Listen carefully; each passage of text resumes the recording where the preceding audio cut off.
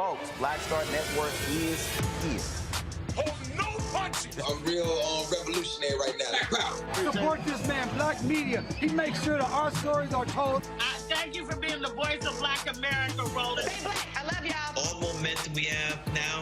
We have to keep this going. The video looks phenomenal. See, there's a difference between Black Star Network and Black-owned media and something like CNN. You can't be Black-owned media and be scared. It's time to be smart. Bring your eyeballs home. You dig?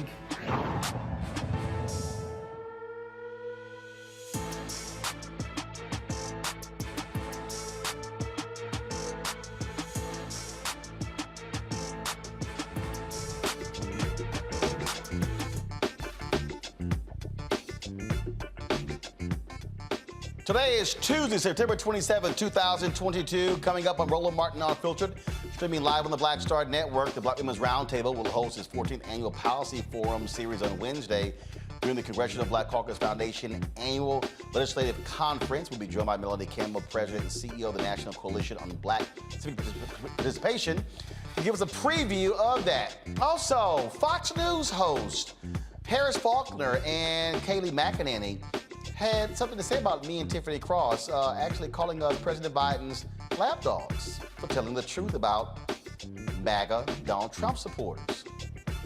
I'll show you what they had to say, and then I'll have something to say.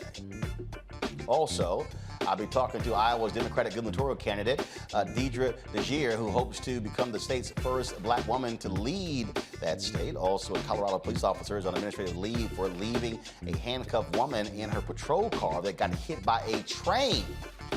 The video is shocking and stunning. If you ever wondered how colleges and universities get ranked, we'll have an author here who examined the process and explain how HBCUs keep getting screwed. In today's Marketplace segment, a Black-owned cookware and utensil company. Plus, we'll have part two of our commemoration of the 40th anniversary of the environmental justice movement beginning in North Carolina. Folks, it is time to bring the funk on Roland Martin Unfiltered on the Black Star Network. Let's go.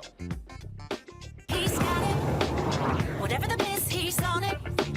Whatever it is, he's got the scoop, the fact, the find. And when it breaks, he's right on time and it's rolling. Best believe he's knowing. Putting it down from sports to news to politics. With entertainment just for kicks, he's rolling. It's on Go Roll Roll, y'all. It's Roland Martin, yeah. Rolling with Roland now. He's funk, he's fresh, he's real, the best, you know he's Roland Martin now.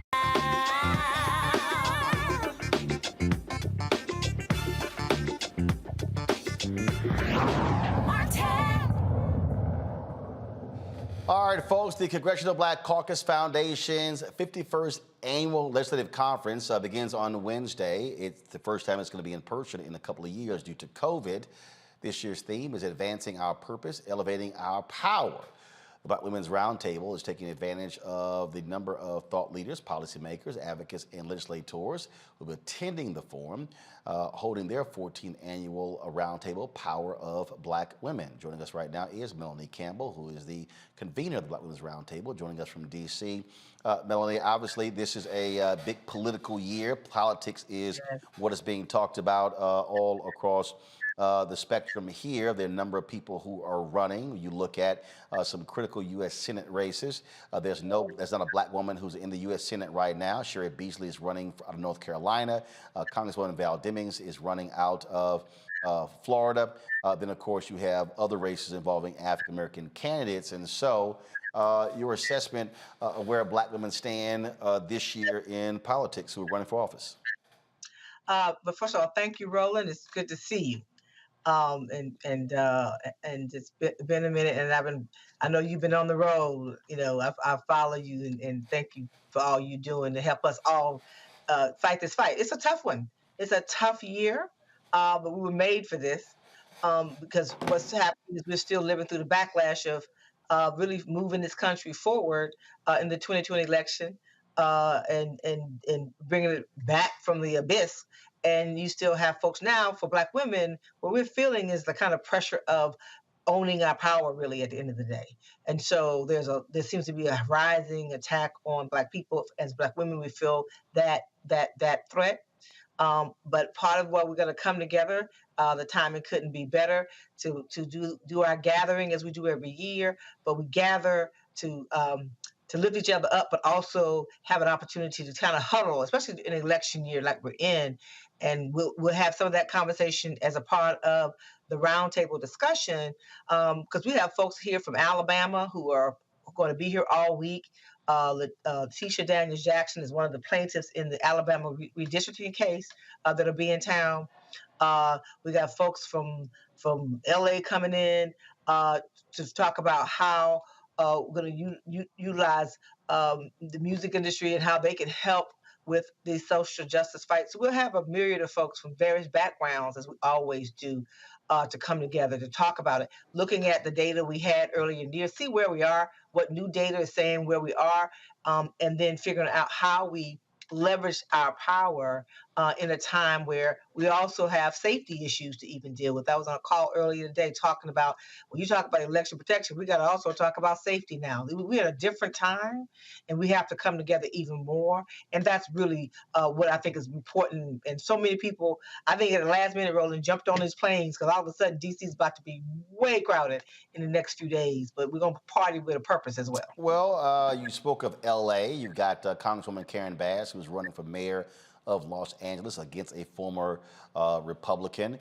Many people thought that it was thought she came in second in the primary, but when in fact, when all the votes were counted, she actually won it by 7 or 8 points. And so it still is a tough general election campaign. And so again, your thoughts as well as we look at these black women candidates. I was talking to a female consultant last week who was saying that many of these black candidates have been complaining that they're not getting the support from the Democratic Party. What have you been hearing?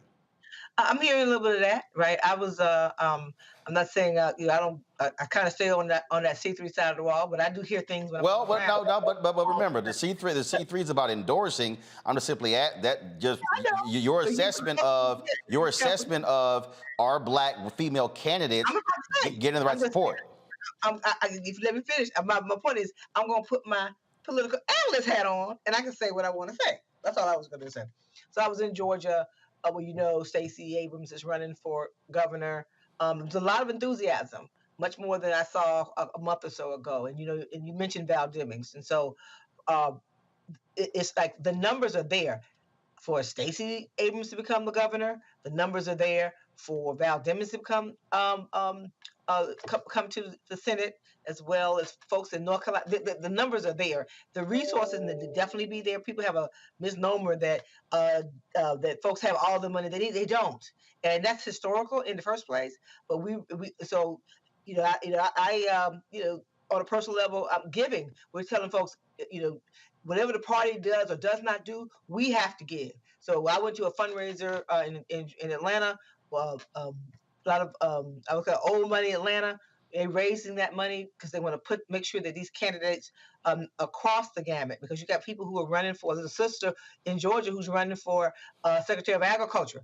Big deal in Georgia, because there's Atlanta and then there's the rest of the state. You got a lot of money that goes through the Department of Agriculture on a state level that impacts our communities on a rural level, and even some levels urban level. So this is the time folks need to give. We need to push the parties, of course, but we also need to give and make sure that these folks have a chance, because they do have real opportunity and those numbers are there. But, folks are, I would say, Roland, people are, what was happening earlier in the summer, what I was feeling when I was on the ground, is that people were just so stressed out and so frustrated and disappointed, especially our young people. But there seems to be a growth of energy that's happening. We're getting ready next week, right after we get past Black Caucus. We're going to Cleveland. We're going to be in Florida, Georgia, Michigan, Ohio, and Pennsylvania with a Get Out to Vote, Power to the Ballot comedy tour and mobilization around those 5 states, as well as the other states that we work in, because we want to bring some joy to people, because that's part of it. People need to have some joy as people are dealing with, and we're still struggling coming off of COVID. We have not, in our community, a lot of people have still not really rebounded from COVID, whether it be the mental health stress or financial stress. And so when you start talking about the election and they're like, well, I'm not really seeing that making the difference I want to see. We have to show folks what's at stake, and that this still is unfinished business that we have, and be real with folks that we know we haven't gotten what all we wanted, but we surely know that if we keep pushing, we can get that much further. And that's what we're planning to do over these next 42 days. You mentioned lots of enthusiasm on the ground there in Georgia for Stacey Abrams, but the issue that's always one, that is turnout. That is, of course, Black folks vote, but what is going to be the percentage of that particular vote? And so does that also concern you when you look at various polling data, which shows that African Americans are concerned about how certain bills that have not gotten passed, For the People Act, John Lewis Act, Georgia Floyd Justice Act, and others, enthusiasm is going to be an issue. Recent polling data shows Republicans have a much higher enthusiasm than Democrats, around 78%. Democrats about 5 points lower. Independents are lower than that as well. Yeah, and then and I would say that one of the things that we did, Tommy Deutsch, with the he has the National Black College Alumni Hall of Fame, has the Kings and Queens competition there every year. Well, we did a Black Youth Vote session with young people from, several Black colleges and universities that were there in town, and it was also there for Power Rising. And so that's why I say the enthusiasm may not have been there earlier, but it's picking up because the young people were real clear what was at stake for them, and not that we put it in them, they said it to us. It was a listening session as well as a panel that our young people led, and I got a chance to sneak in and listen in into it, and they're fired up. They also shared that that we have to really go where young people are. Don't just think that you're just going to come to the campus. We got to get in the community, really bring folks. Everybody don't have a cell phone with access to the text messaging, all that kind of stuff. That's what we were hearing, and the fact that the ones that I talked to just in that setting were really, really fired up. The women that over the last 2 months going down, I've been in Atlanta and in Georgia a lot over the last few months, and I do feel the difference than what I saw like in June or July. But it's we all got to pull it in, and there's a strong coalition. So some of the people who will be with us tomorrow are from Georgia. Deborah Scott and Helen Butler and Felicia Davis and others who are on the ground. And we know that a lot of them working together on the C3 side, and a lot of them on the partisan side. There's a lot of coalition work going on in Georgia that may not be polling, but as far as people understanding and building around that, I think there's just enough time for there to be a surge. And then also registration numbers of women are up. You hear that, we hear that broadly, that we're not immune to those numbers as well. It's a tough road. The biggest challenge I'm concerned about, Roland, is with all, we can mobilize all day, but we have those voter suppression laws on the books that when people want to try to play games, like for instance, while I was down there, one of the counties, they were trying to purge 36,000 people. I think it was Gwinnett County, I believe. But it was a county that had a lot of black voters in it. So Helen had to go to court and trying to fight that. So those are kind of the things that are not making it out there, that starting to happen where people are trying to play those kind of last minute games. We don't have the strength of the Voting Rights Act enforcement behind us right now to fight back on some of these cases. All right. Melanie, we surely appreciate it. Look forward to the session tomorrow.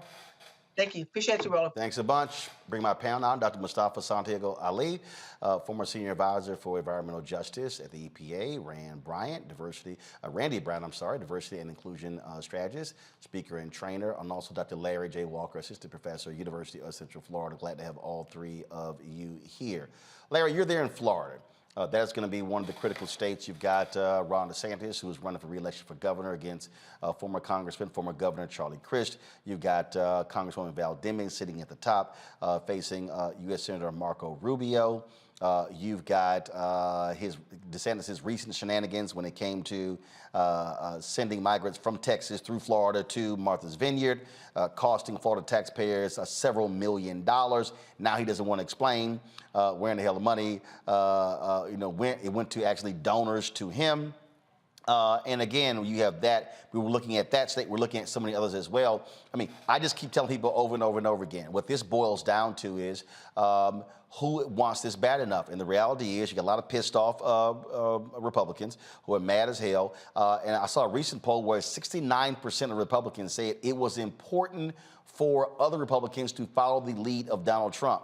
I keep telling folks, the Republican Party is Trump's party, and we had better understand, if we do not vote, those folks, if they get in, we know what they plan on doing. Yeah, so they're trying to take us back. We already saw this recently the last couple of days, McCarthy, in terms of the platform, some of the things they outlined, and if they take back the House. And Roland, listen, this is all hands on deck. And I think, the last conversation you had in terms of, particularly the conversation you talked about with young voters, that's critically important. So not only in terms of young voters, but also those individuals that just became eligible to vote. But you're right, the importance of mobilization. And I know, Roland, we talked about on the show a lot in terms of the DNC and some of the other entities in the White House in terms of the coordination with some of these, black, some individuals who are black who are running for public office. Additionally, you talked about North Carolina in terms of what's happening in North Carolina, and then here in Florida with Val Demings. Listen, this is critical. I think 538 had her down about 3.8% when it comes to Rubio. But it's really important that we take that Senate seat. You talk about Kristen DeSantis, and obviously DeSantis and the antics the last couple of weeks. We know that this is part of political play, is red meat for the base. But this kind of, decisions he makes in terms of sending people up to Martha's Vineyard, that works for these MAGA Republicans.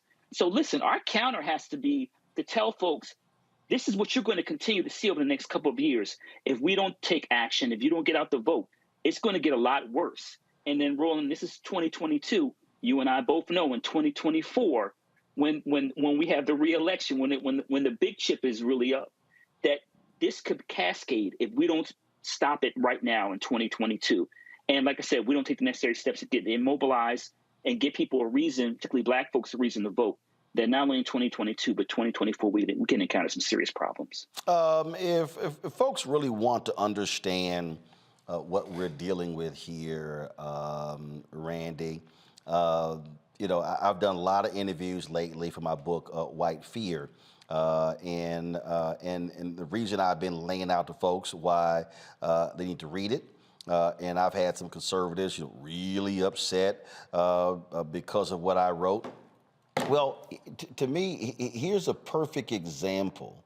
I'm going to show it in a second of what we're talking about, but also what is also driving Republicans. And I tell people this over and over and over again. You need to understand what you're up against and the kind of people that we're dealing with. And, here you have it right here. So this is a recent study. Joshua Holland posted this here. And this is what it says.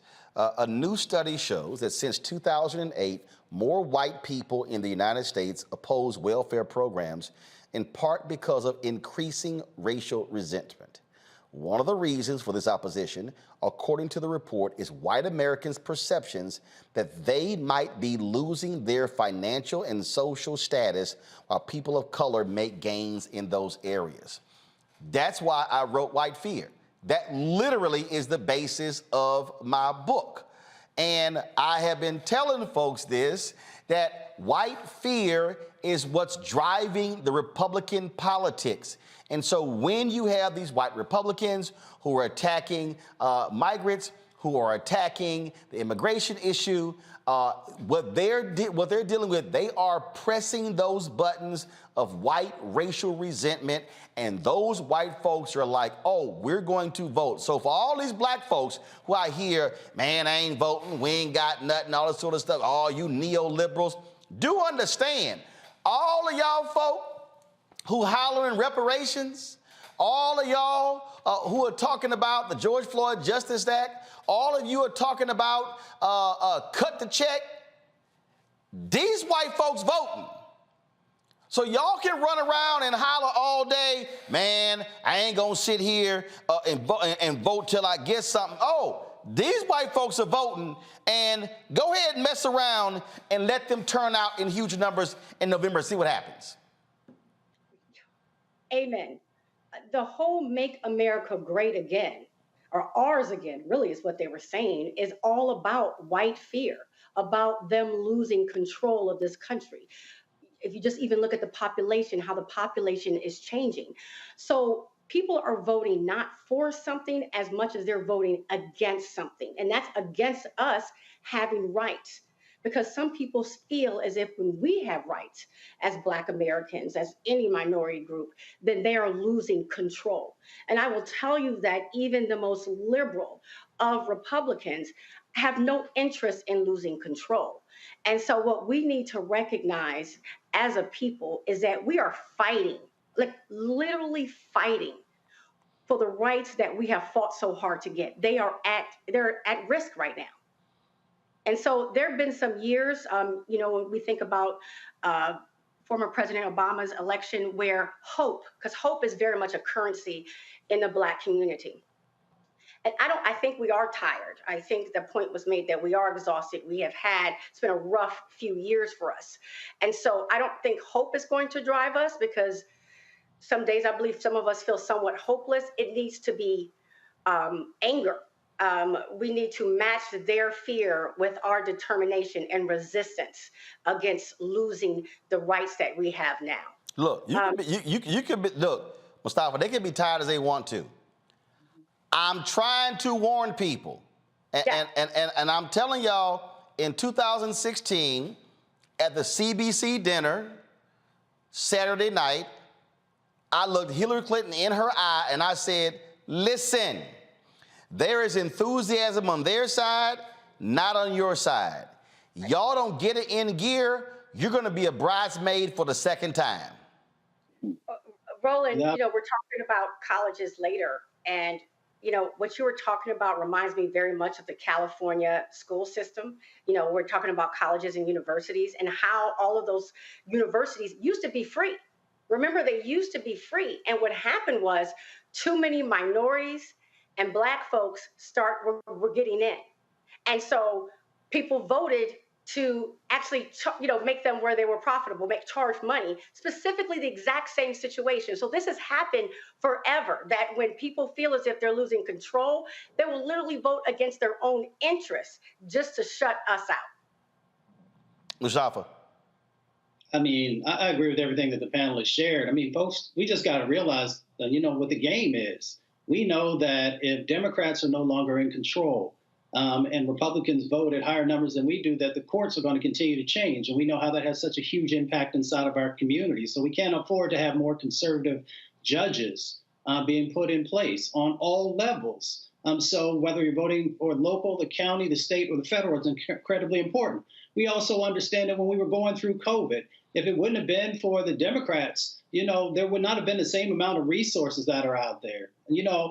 Senator Biden has done President Biden has done all kinds of things, from the Inflation Reduction Act to right now, the Bipartisan Infrastructure Act. It's our responsibility to take advantage of these opportunities because they may not be here moving forward in the future. So if you're a business owner, there are opportunities for contracting and subcontracting that's going on. We wouldn't have Ketanji Brown Jackson sitting on the Supreme Court if the Republicans were in control. I mean, there's a laundry list of things that have gone on. And yes, we have to continue to push the Democratic administration to do better and be better. But we understand what's happening on the other side of the equation, and would literally take us back decades, removing the progress that we've had if they get back in power. Yeah, I just keep trying to explain to people, what is happening here is no joke. And people, they can keep dancing around this. They can keep saying, oh, man, like I hear these fools, oh, you just trying to sit here and get Black folks to vote Democratic. I'm trying to tell y'all, these white folks out here are pissed off that we are 21 years away from the nation becoming majority people of color. They are pissed off. They were pissed off that a Black man became president. They pissed off a black woman as vice president. And I'm telling you, that's why all of this stuff with critical race theory, they hate the 1619 Project, they can't stand diversity, equity, inclusion, they hate multiculturalism, they hate all of that. These folks are absolutely fired up to turn out. And they are even more pissed off that black folks turned out in Georgia in 2020 and put Ossoff in and put Warnock in. And remember, Ossoff won a 6-year term. Warnock fulfilled the term of a retired Republican, Johnny Isaacson. Now the real issue is whether or not he can beat Herschel Walker for the full 6-year term. And they absolutely do not want him to win. They do not want to see Lieutenant Governor Mandela Barnes become the next United States Senator in Wisconsin, and they are supporting that liar, Senator Ron Johnson. Folks, I'm telling y'all what's going on. If you're in North Carolina, Sherrod Beasley lost in 2020 to be the Chief Justice of the North Carolina Supreme Court by 400 votes. Democrats could have had a 6-1 majority on the state Supreme Court had she won. Now they have a 4-3 majority. How do you think the voting laws were overturned in North Carolina? Because Democrats control the Supreme Court. How do you think they ruled against racial gerrymandering? Because Democrats control the Supreme Court. So y'all can get yourselves caught up in this bogus bullshit, you sitting there supporting the Dems. And let me be real clear, I make demands of Dems. I hold them accountable. Republicans, they ain't even talking to us. They don't even care what we got to say. So y'all go ahead and play games. But I'm telling you, on November 10th, if they control the House and the Senate, watch what they then get passed. And then go, damn, like a lot of y'all, like a lot of people after Trump won. Oh, damn, I didn't think he was going to win. I didn't think they were actually going to do that. Hashtag, we tried to tell you. Mm-hmm. We tried to tell you. All right, folks, going to a break. We come back. We're going to talk about a variety of issues. First of all, Fox News, y'all really tried to call me and Tiffany Cross lapdogs? When y'all are paying a woman who literally was Donald Trump's lapdog. Yeah, y'all know I got something to say about that. Harris Faulkner, I'm about to snatch some wigs. Kayleigh McEnany, I'm about to snatch yours too. Also, we're going to talk with the sister who's running for governor of Iowa. Why are they trying to sit here and use race against this sister? They just putting any black person in an ad who ain't from Iowa. We see what y'all doing. We'll talk with her next. Also, we'll have the second part of our celebration of the environmental justice movement that started 40 years ago in Warren County, North Carolina. Folks, don't forget, download the Black Star Network app, available on all platforms: Apple phone, Android phone, Apple TV, Android TV, Roku, Amazon Fire TV, Xbox One, Samsung Smart TV. Also, you can join our Bring the Funk fan club. Every dollar you give goes to make it possible for us to do what we do. And of course, checks and money orders go to P.O. Box 57196, Washington, D.C. 20037-0196. Cash App, $RM Unfiltered. PayPal, R Martin Unfiltered. Venmo is RM Unfiltered. Zelle, Roland at RolandSMartin.com. Roland at RolandMartinUnfiltered.com. And don't forget to get your copy of my book, White Fear, folks. How the Brownie of America is making white folks lose their minds. Ben Bella Books, Amazon, Barnes & Noble, IndieBound, Bookshop, Chapters, Books A Million, Target. You can also download it on Audible. We'll be right back.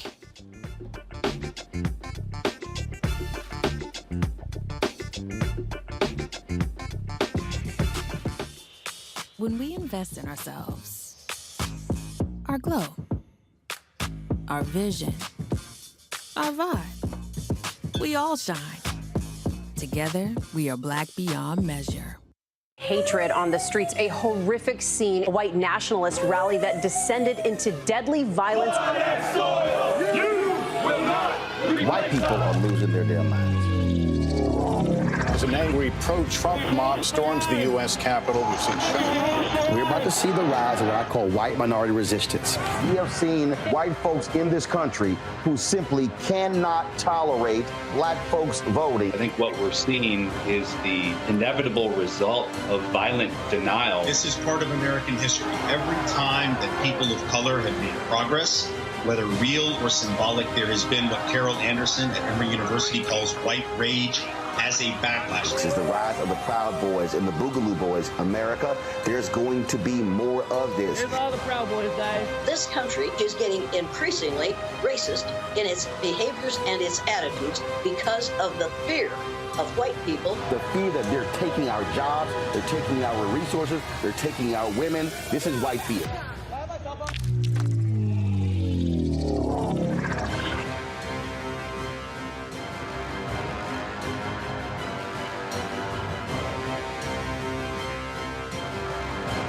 We talk about blackness and what happens in black culture. We're about covering these things that matter to us, speaking to our issues and concerns. This is a genuine people-powered movement. There's a lot of stuff that we're not getting. You get it, and you spread the word. We wish to plead our own cause.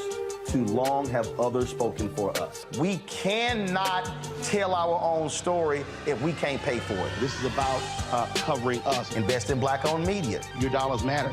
We don't have to keep asking them to cover our stuff. So please support us in what we do, folks. We want to hit 2,000 people, $50 this month, raise $100,000. We're behind $100,000, so we want to hit that. Y'all money makes this possible. Check some money orders. Go to P.O. Box 57196, Washington, D.C. 20037-0196. The Cash App is $RM Unfiltered. PayPal is R Martin Unfiltered. Venmo is RM Unfiltered. Zelle is Roland at RolandSMartin.com.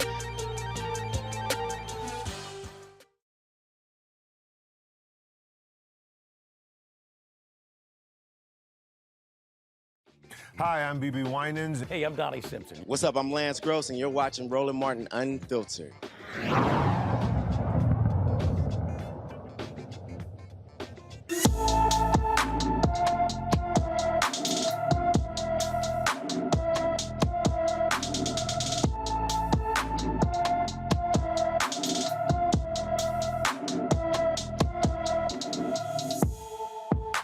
Brandon James has been missing from Rosenberg, Texas since September 16th. The 15-year-old is 5 feet 6 inches tall, weighs 130 pounds, with black hair and brown eyes. Anyone with information about Brandon James should call the Rosenberg, Texas Police Department at 832-595-3700,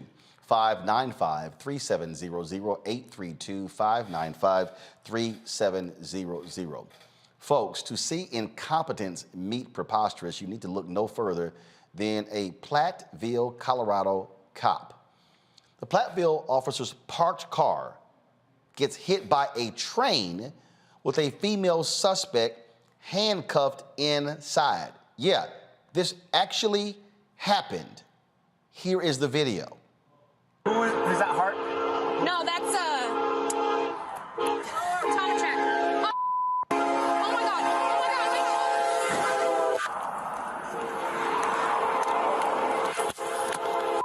Move your car! Stay back!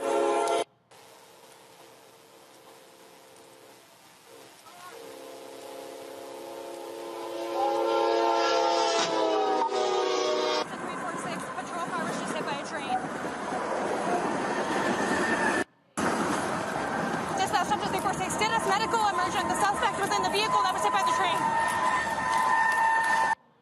On September 17th, the Platteville police officer pulled over 20-year-old Yereni Rios Gonzalez after a road rage report that Gonzalez was tailgating and brandishing a gun. Gonzalez was handcuffed and put in the patrol car while the officers searched for the alleged firearm. Gonzalez sustained a head injury, broken arm, a fractured sternum, 9 broken ribs, broken teeth, and injuries to her back and legs. The officer is unidentified and is on administrative leave.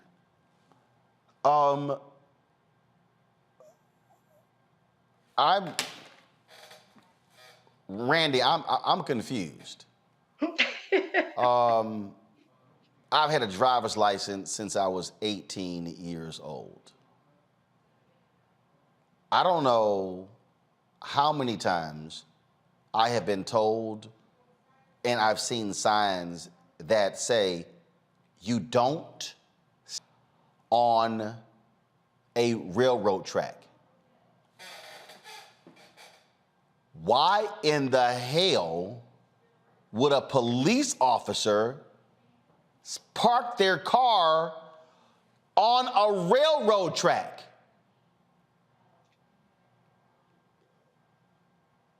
You just got to call dumb. I mean, it's just, she's clearly not an intelligent human being. And, you know, as a former teacher, you want to give everybody the benefit of the doubt, but undoubtedly this person is just not bright. And it's disgusting that she is in a position where she affects so many people's lives. You know, that the suspect could have died.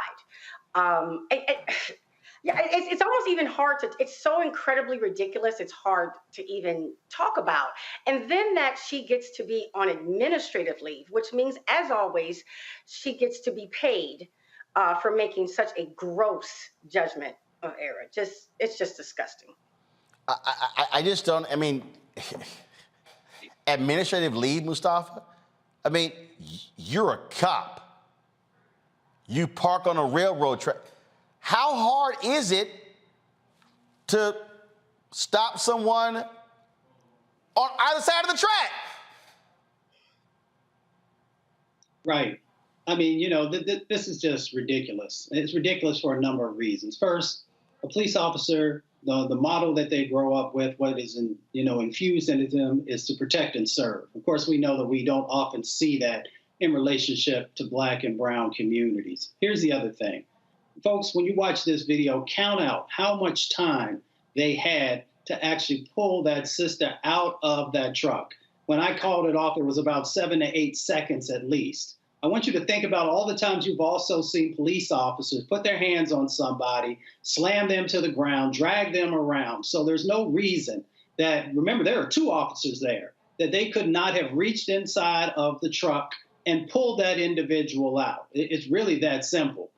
Because evidently they didn't value that person's life and they froze or freaked out in that moment. But that is unacceptable. If you are going to handcuff someone, then that means you have taken away their ability to actually, defend themselves, to actually be able to move and to navigate. So you have a responsibility, once you place that person in those handcuffs and put them in the back of your truck, that they are now your responsibility. Their life is in your hands, and you put this individual's life in danger. And she's just extremely blessed that some angels must have reached down and put their arms around her, since the police officers didn't want to protect her and kept her here on this planet.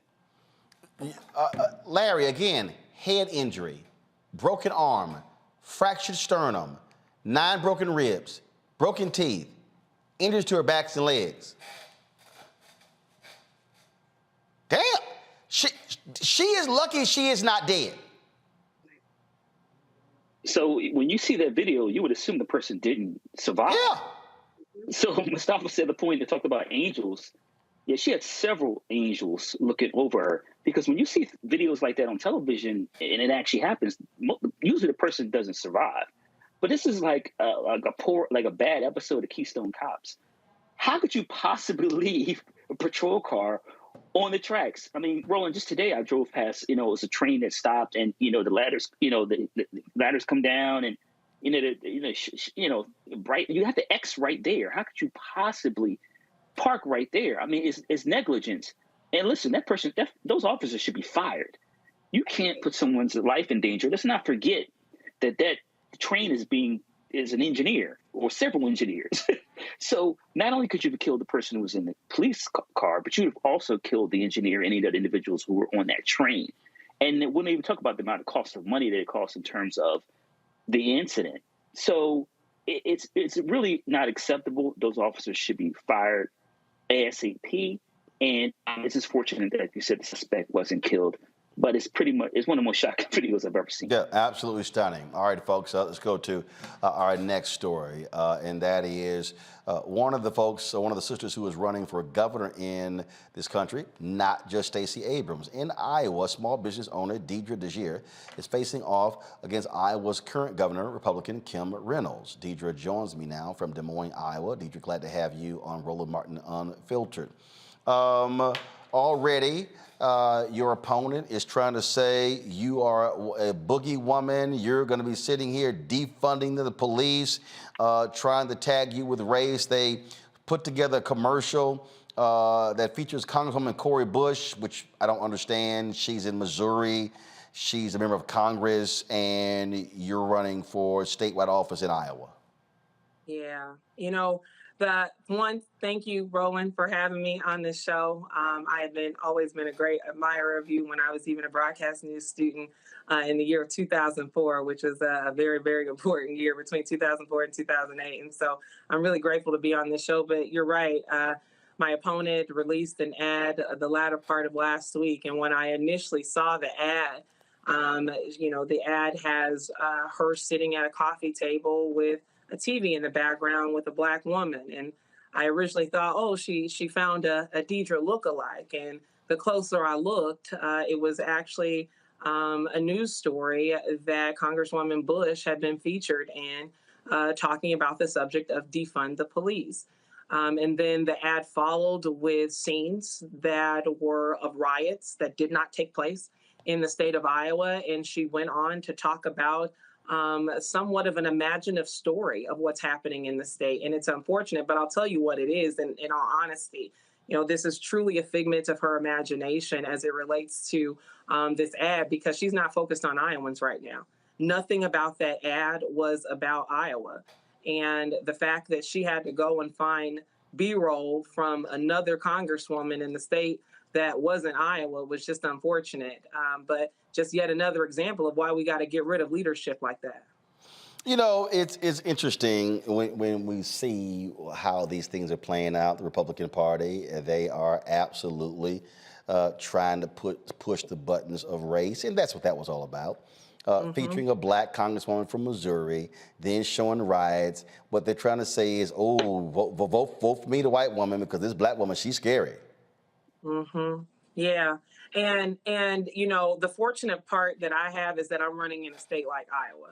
And I know that we're about more than 90% white, but over time, this state has been able to really rise above the fray. I call us the Petri dish of progress, despite the numbers that we have as it relates to communities of color. The state has always tried to be progressive and move us forward.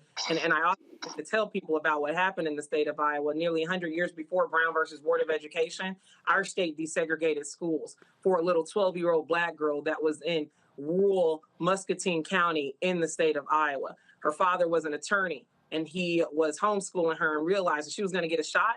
She needed to go to public school. And it was at that point in time that Iowa made a decision that no matter your race, no matter your gender, every kid in the state should have access to a strong quality public education system, which is true to who we are. We've been number one in the past. And what's firing Iowans up right now is that we're 18, 19 on the list. And it's because we have a governor right now who's defunding our systems. And so rather than talking about her record, she then, instead of talking about her record, she wants to talk about defunding the police. She wants to talk about Congresswoman Bush.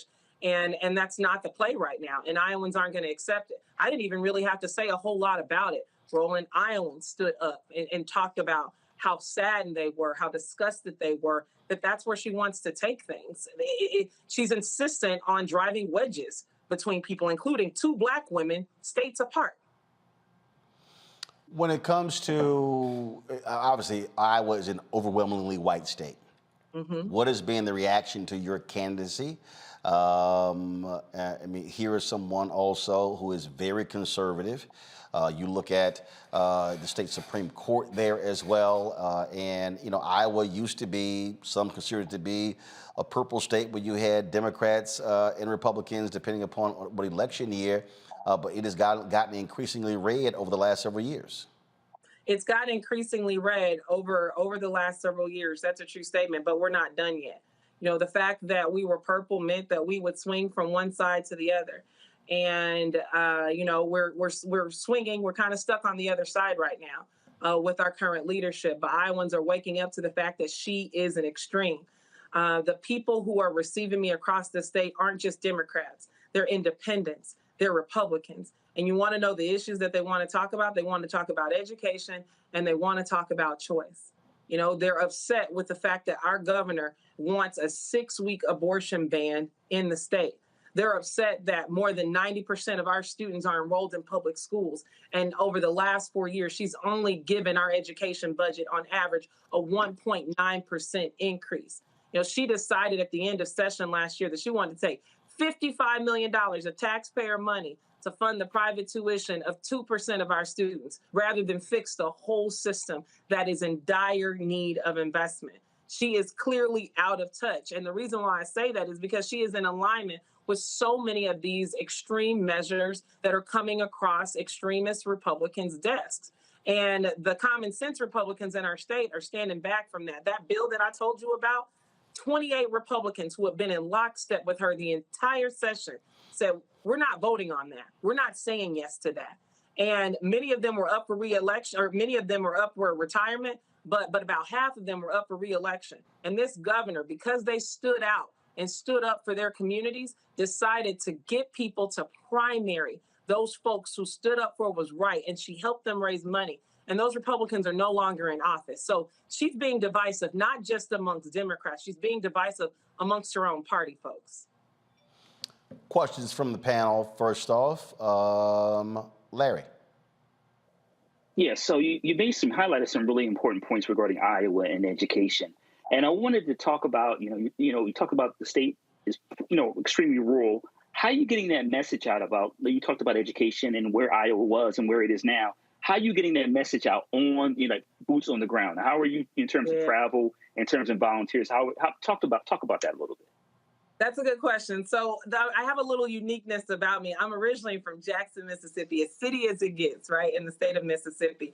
My great-grandmother, they were sharecroppers. And I moved to the state of Oklahoma when I was about 11, 12 years old. And many people know Tulsa, the scene of Black Wall Street. That's where I went to high school. And so I made my way to Iowa and met a man from Oklahoma who came from a cattle ranching family. And so I'm able to connect with rural Iowans in a way that particular Democratic candidates have not on a statewide level because they have typically been urban candidates. While I live in urban Iowa, I am insistent on meeting people where they are. And I learned that from the 2012 Obama campaign. I was the African-American vote director for the president that year.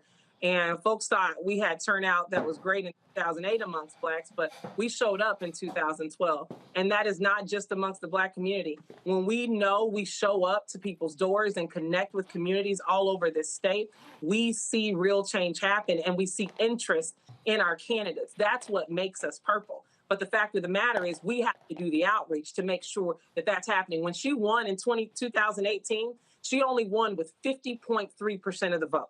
37,000 votes was the difference. And that was in a year when less than 30% of communities of color showed up. That was in a year where we had less than half of our 18 to 34-year-old Democrats show up. And so our message has been very spot on since the beginning of this campaign.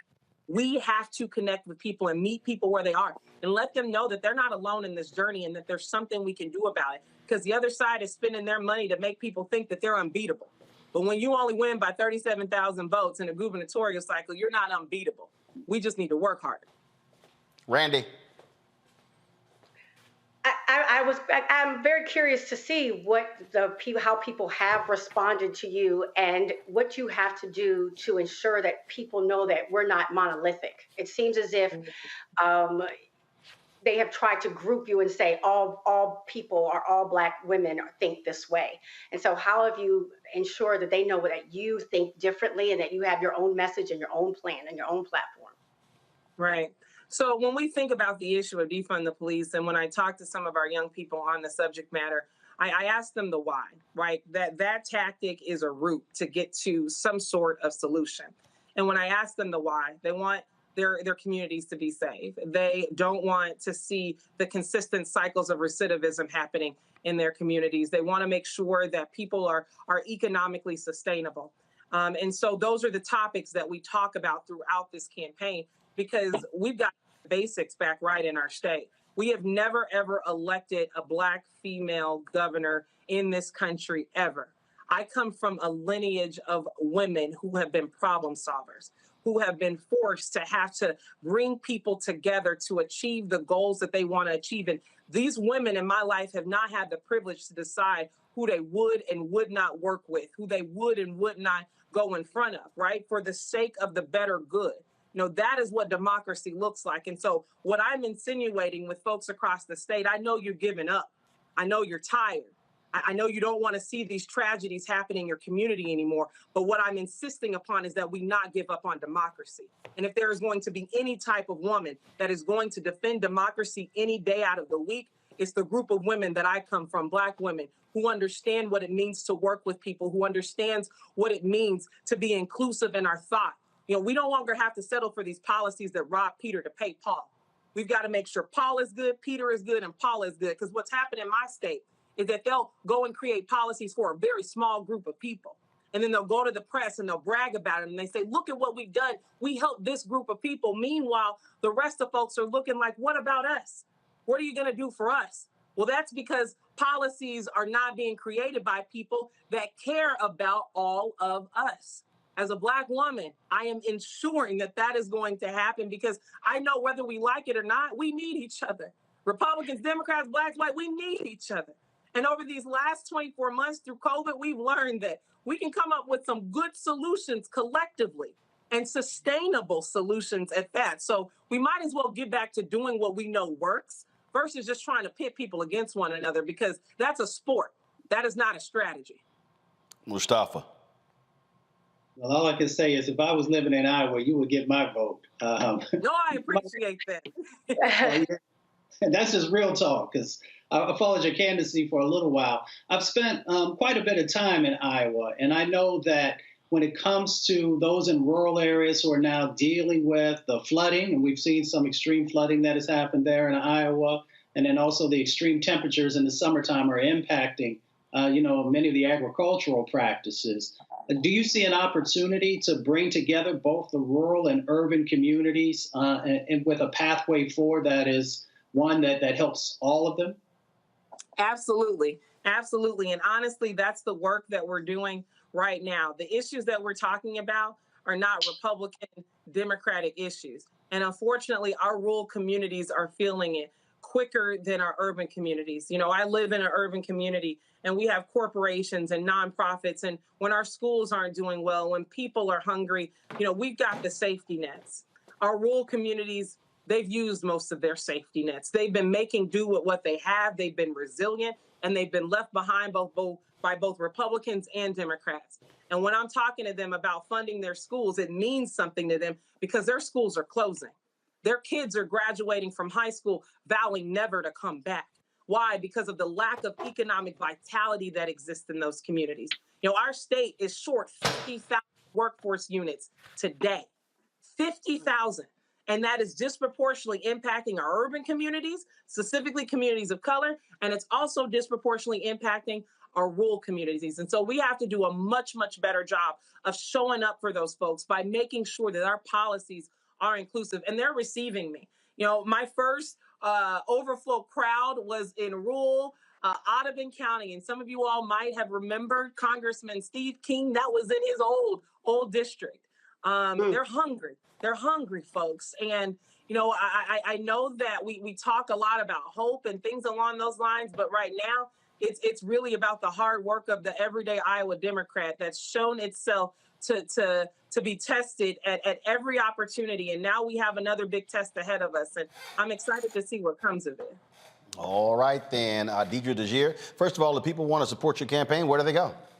They can go to DejierForIowa.com. I am on all of the socials as well. Something special is happening in the state, and I just want people to know about it. And I want to remind folks what happened in 2007. There was this outstanding question out there about who should be the next president of the United States. And Iowa raised this little bitty hand and said, Barack Obama.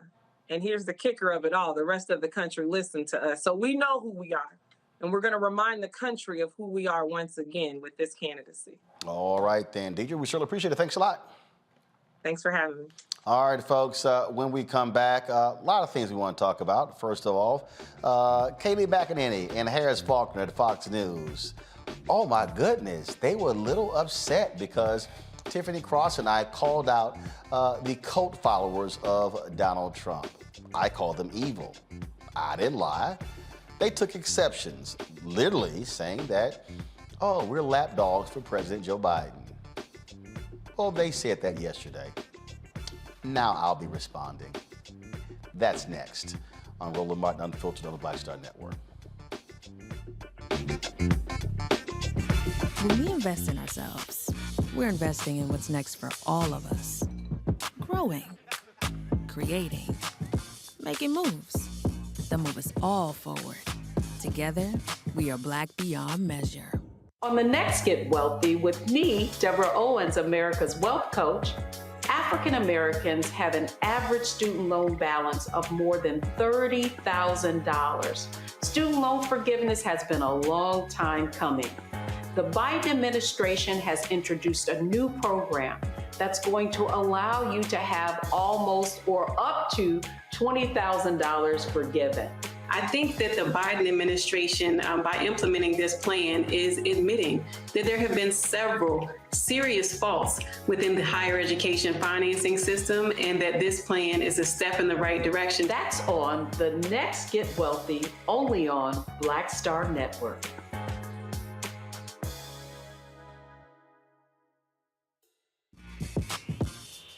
When we invest in ourselves, our glow, our vision, our vibe, we all shine. Together, we are Black beyond measure. When you talk about blackness and what happens in Black culture, we're about covering these things that matter to us, speaking to our issues and concerns. This is a genuine people-powered movement. There's a lot of stuff that we're not getting. You get it, and you spread the word. We wish to plead our own cause. Too long have others spoken for us. We cannot tell our own story if we can't pay for it. This is about covering us. Invest in Black-owned media. Your dollars matter. We don't have to keep asking them to cover our stuff. So please support us in what we do, folks. We want to hit 2,000 people, $50 this month, raise $100,000. We're behind 100,000, so we want to hit that. Y'all money makes this possible. Check some money orders. Go to P.O. Box 57196, Washington, D.C. 20037-0196. The Cash App is $RM Unfiltered. PayPal is R Martin Unfiltered. Venmo is RM Unfiltered. Zelle is Roland at RolandSMartin.com. What's up, y'all? I'm Will Packer. Hello, I'm Bishop T.D. Jakes. What up, Lana Well, and you are watching Roland Martin Unfiltered.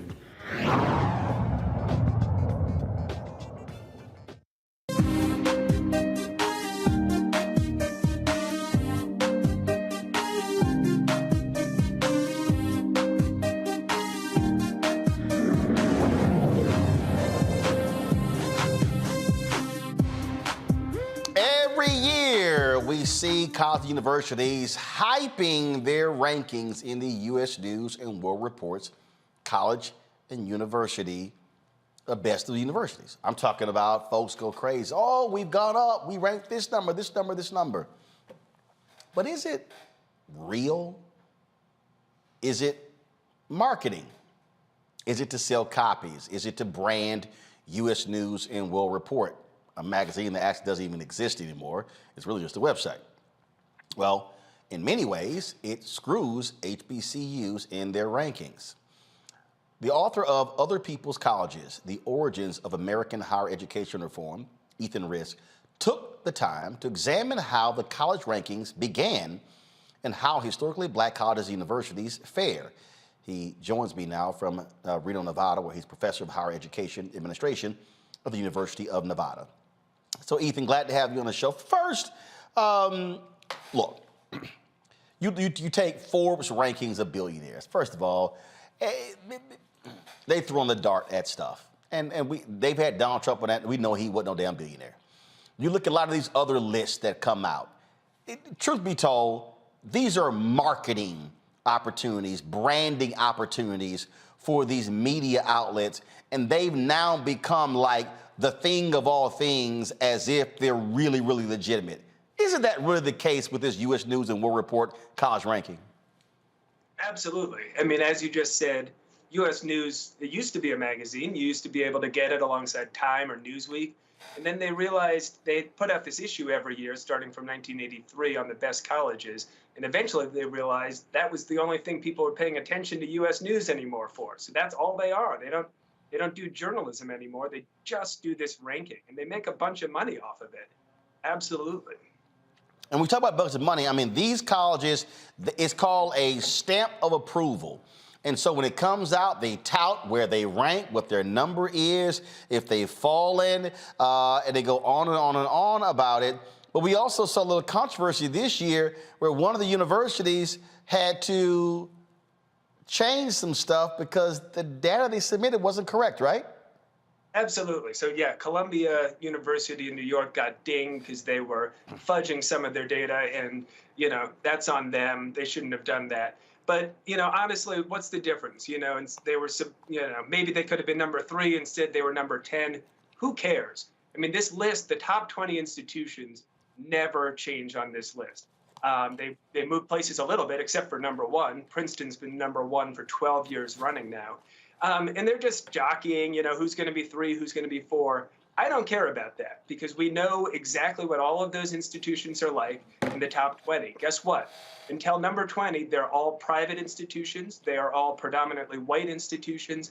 They are all institutions that, have long legacies of serving elite crowds of students. And look, I went to one of those universities. I went to 2 of those universities, actually. So I'm complicit in all of this. But what I'm interested in is not that top 20. I'm not even interested in the top 50. I want to see where institutions ended up that do not have that elite background. I do want to see where HBCUs ended up. I want to see where Hispanic serving institutions ended up. I want to see where land-grant institutions ended up, and religious colleges, the colleges that serve millions and millions of students, and many of which have really illustrious, important places in our nation's, in our economy and our society. And guess what? Those institutions are nowhere near the top. And the problem is, rankings like this, they're not really about who's the best. Really, they're about who's not even in the running to be considered the best.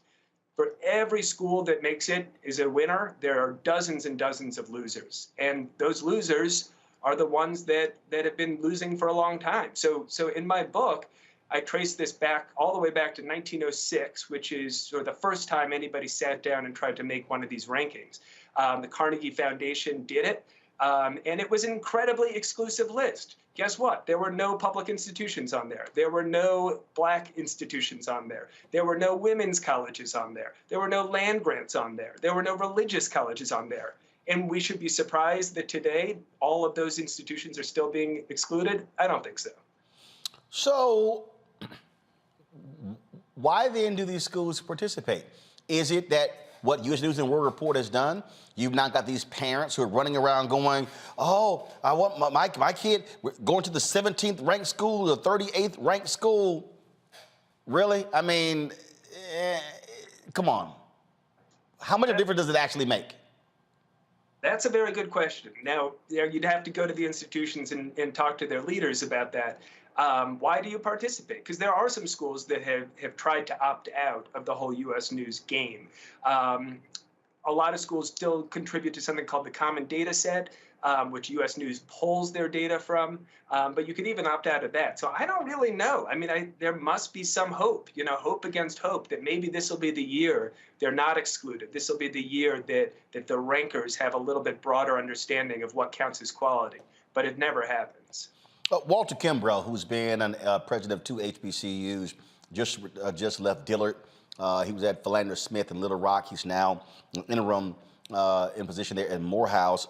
He talked about this very issue on his Twitter feed, how unfair these rankings are to HBCUs.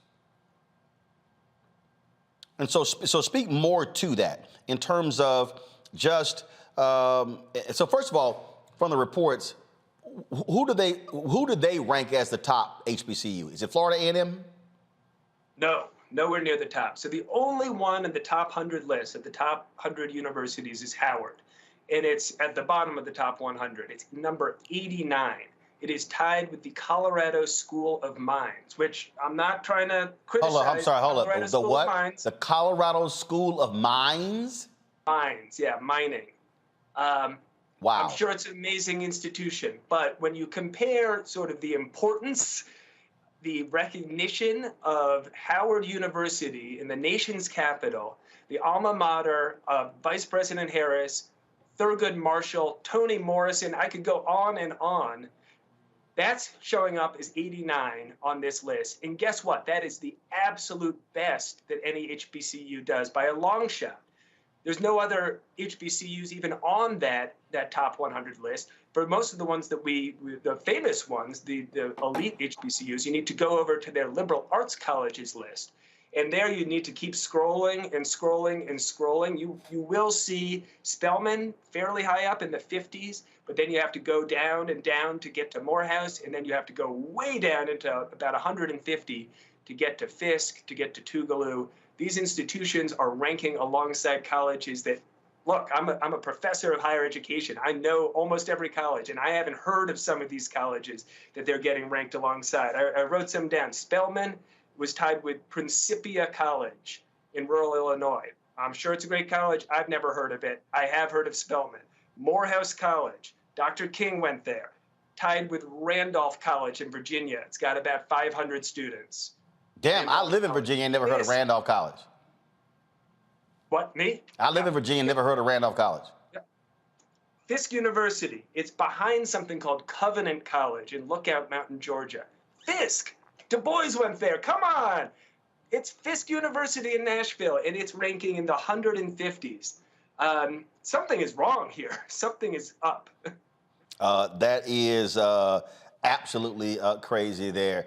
Let's see here. Larry, you're a professor there in Florida. You got a question for our guest? Yeah, so thank you. I had to read your book. So we're in higher ed. We understand that this is rigged. So the institutions you talked about are R1s, research one institutions with large endowments, Harvard, Cal, Berkeley, all these other institutions you highlighted. So one of the things I want to talk about in terms of the metrics they utilize for U.S. News and World Reports in terms of PWIs and his HBCUs, which is something I think is missing, is can you talk a little bit about the metric they don't use? And when we talk about HBCUs, Howard, Spelman, et cetera, they still educate a large number of first-generation students who are Pell eligible, who also are more likely to come from underserved backgrounds and then go on and contribute to the U.S. economy. So can you talk a little bit about some of the more tangible metrics that you and I know that are really important in higher education that are not utilized by U.S. News and World Reports? Absolutely. So I will give them a little bit of credit. So historically, that's not been considered at all. In the past couple of years, they have started including some metrics specifically on that socioeconomic diversity scale, looking at the number of Pell Grant recipients, but it's a tiny percentage of what goes into the overall ranking. And surprise, surprise, it hasn't changed anything about those 20 institutions at the top. They're all still there. So it's not moving the needle at all. And absolutely, you're right. You know, when you look at schools that have the ability to move students from one socioeconomic class to another and do it in significant numbers. Now, you know, Princeton can do whatever it wants. It can take a student, Pell-eligible student who grew up in extreme poverty, and they can throw all of their resources at that student. They have billions and billions of dollars in the bank. And sure, they can make that student excel. But guess what? That's a drop in the bucket. That's not the average Princeton student. You go to Howard, you go to FAMU, you go to Prairie View A&M, and that is the typical student there. And a lot of those students are doing incredibly well after college. They are, exactly as you say, really contributing. And that's the type of story that you never see represented in the rankings like this. Hey, your question. Randy? Oh, I'm sorry. I didn't hear you say my name. Good. Well, Go ahead. As a proud graduate of Tuskegee University, and my mother was a professor at Hampton University, I'm really interested in this subject. And thank you for doing the research. I've always said to people, pay attention to whom you've learned certain information. Why do you think or assume that something is the best? I'd like to ask you, what is a criteria that you would suggest that be added to change the results or change the idea that we're getting of these of all colleges, that you think would give us a better picture? That Absolutely. wouldn't think is left out. Yeah, I'm actually going to flip your question around, if I may, and I'm going to talk about what I would take out. Is that okay? So one of the hugest factors here that comes in is simply money. Couple different kinds of money. So one form of money that goes into these rankings is alumni donations. How much money do you get from your alumni? Now they can sort of cook that number by saying, well, we look at the percentage of alumni who donate, not just the total dollar amount. But guess what? You know, a school like Princeton, not only does it have wealthy graduates who came in wealthy and then left wealthy, they also have full-time staff, you know, working the phones, getting all of their students, all of their alums to contribute. A small public institution is not going to have that kind of opportunity. Another kind of money, endowment, that goes into these factors as well. How big is your endowment? That affects all kinds of things. And that's one of those things. You go back to the early 1900s when these lists were put together. Who made it on the list of the top schools? They looked at your endowment. They said back then, you know, if you didn't have an endowment of at least $1 million or so, you couldn't get on the list. Guess what? That means you're handicapped from the beginning, you're kneecapped, excuse me, from the beginning, and you're never going to make it ahead, because how do you rise up in the rankings? By having money. Well, what if you don't have any money? Then you're screwed. So that's the type of thing that's going on. And then there's a third kind of money that I would want to see at least de-emphasized, and that is research and grants money. Now, I'm a professor. I like my research and grants money. I like getting that money in from external sources. But I don't think that that's a high marker of quality for this type of list. The people who buy U.S. news and who pay attention to these college lists, it's overwhelmingly students and their families, right? They're trying to make a decision about where to go, where to apply, first of all, and then where to go to college. And honestly, things like the research and grants budget, that has no relevance on the average undergraduate student. It's meaningless for them. And the problem with that metric in particular is because it's a rich get richer story. Rich schools get more money from grants to begin with. They have the resources to begin with, and the money keeps on flowing. It takes money to make money, right? That's nowhere is that as true as it is in higher education. And so it just means that the cycle is going to continue. Again, these schools were kneecapped at the beginning because of racism, because of classism, overtly back then. Now we don't talk about it as much. Of course, it's still going on. But because they were kneecapped back then, they've never been able to get ahead. And frankly, I don't see how it's going to change.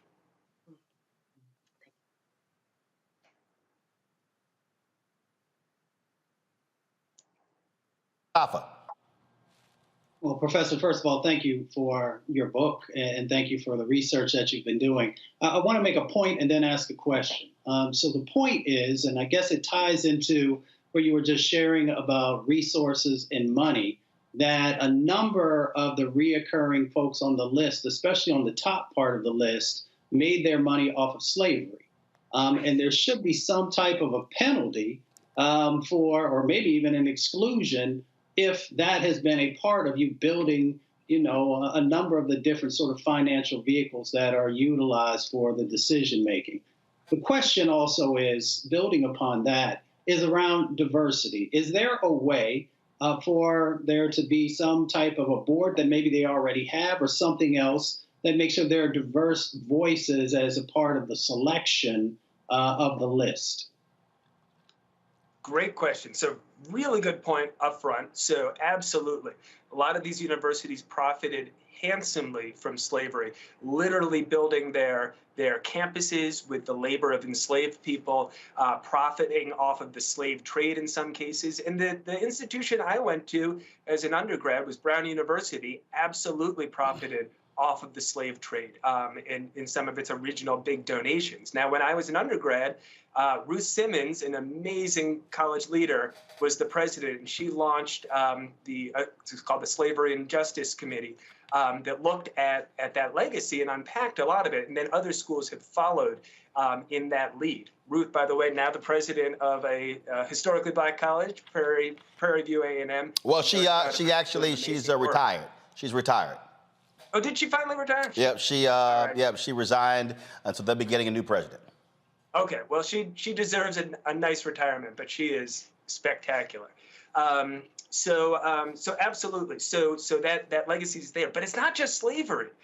Absolutely, all of the, frankly, institutions in the South, in the segregated Jim Crow South, benefited from grossly unequal funding patterns during the Jim Crow era, that many of which still continue today, of course. But the fact that per pupil funding for predominantly white institutions, actually, PWI is not the right word, 100% white institutions in southern states vastly overshadowed the per pupil funding for their public historically black colleges for decades and decades. That type of disparity, that's much more recent than the horrific legacy of slavery, and it's really a huge factor as well.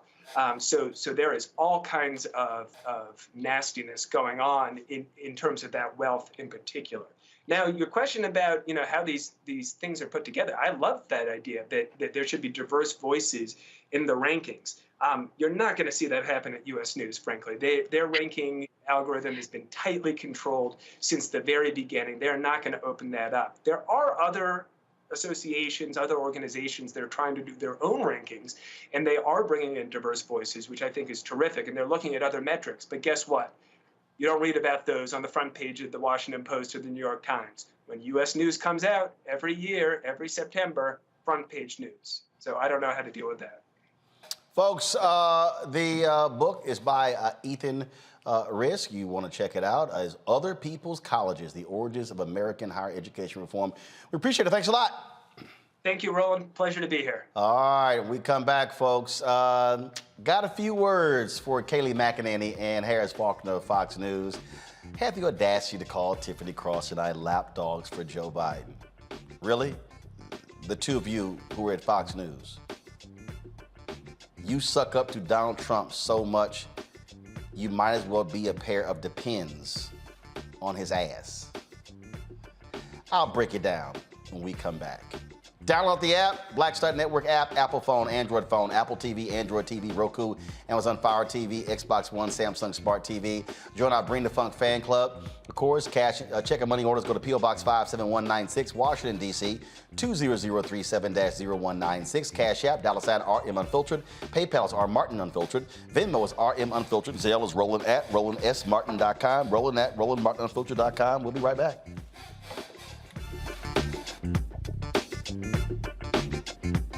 When we invest in ourselves, we all shine. Together, we are black beyond measure. I've always said this, rather than to continue to fight for a fair piece of the pie and the equal slice of the pie, I want my hand on the knife that cuts the pie. And to that extent, who bakes the pie and who puts it in? And that's one of the things that got me involved in going into politics in the first instance. I'm tired of people making decisions for me. Right. And mine.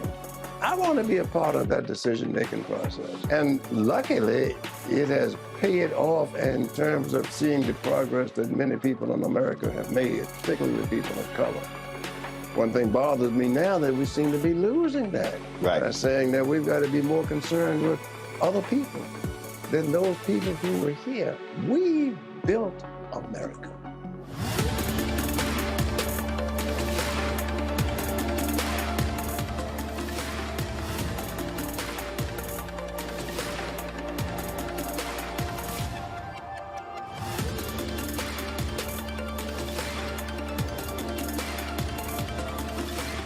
When we invest in ourselves, we're investing in what's next for all of us. Growing, creating, making moves that move us all forward. Together, we are Black beyond measure. Hatred on the streets, a horrific scene, a white nationalist rally that descended into deadly violence. White people are losing their damn minds. As an angry pro-Trump mob storms the U.S. Capitol, we've seen We're about to see the rise of what I call white minority resistance.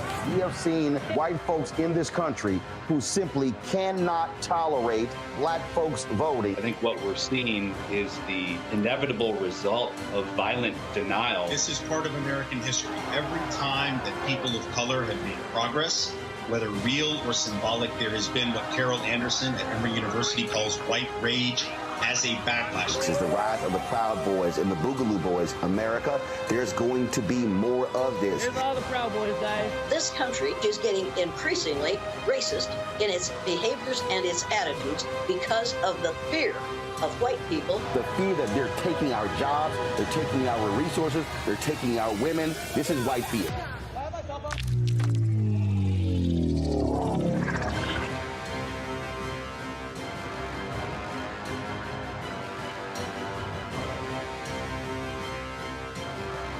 Next on the Black Table with me, Greg Carr. Immigrants lured off Texas streets and shipped to places like Martha's Vineyard and Washington, D.C. Believe it or not, we've seen it all before. You people in the North, you're so sympathetic to black people, you take them. 60 years ago, they called it the reverse freedom rides. Back then, Southern governors shipped black people north with the false promise of jobs and a better life. It's a part of a well-known playbook being brought back to life. So what's next? That's next on the Black Table, a conversation with Dr. Gerald Horne about this issue of the reverse freedom rides, right here on the Black Star Network. Hey everybody, it's your girl Lunel. So what's up? This is your boy Earthquake. Hi, I'm Chaley Rose, and you're watching Roland Martin Unfiltered.